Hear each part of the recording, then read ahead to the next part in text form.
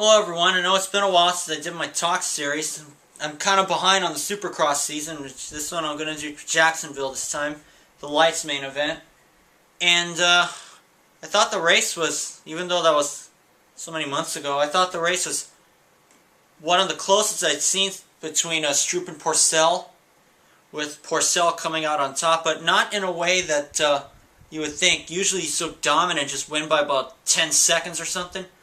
This time Stroop was able to keep in contention, especially after what happened with a few laps ago with Porcel getting hung up with a lapper.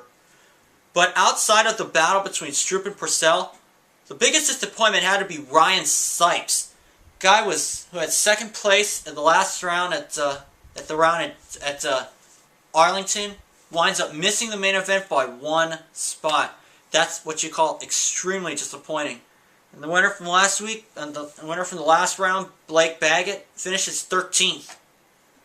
So, but quite honestly, I thought that was one of the closest races I'd seen probably since Atlanta.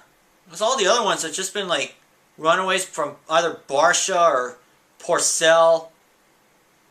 But I think was the biggest surprise when I looked at the 250 words. I got on my computer right here. Let me just assemble this. So my camera's low on battery. So look, however, it's obvious he's just not out there collecting a paycheck. He has passion for racing and showed last Saturday night in Jacksonville. He crossed the finish line just a second behind Porcel. He led on, and on his way to the podium, he let on an extremely loud and frustrated sounding yell. And I'm not going to repeat the word yell, but it's safe to say that he wasn't happy with the way the race ended up, and I would be like that too, especially with the way that Stroop's season is gone. So, the only hope that Stroop has is that if Porcel finishes out of the top 5, which you got to think that's really not going to happen with the exception of maybe Arlington when he had that massive first turn pileup, leaving only about 6 guys that made it out of there clean.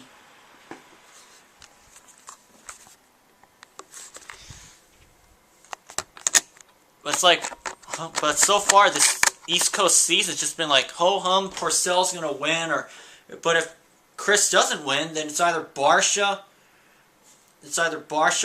or if you're lucky, Blake Baggett snuck up and took one.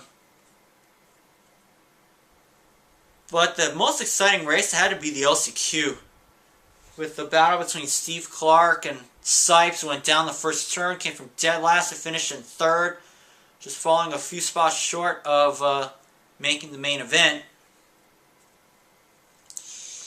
But honestly, I gotta say that Sipes is the biggest disappointment that night, especially after that second place. I thought that would really ignite him. Just didn't really get things going. But hopefully Sipes can get a podium before the season's done.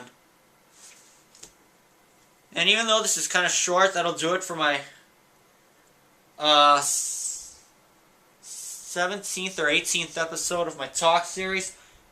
Well, I'll get it together. This might be episode 19. But I'll get it together and I'll see you guys for episode 20. Bye.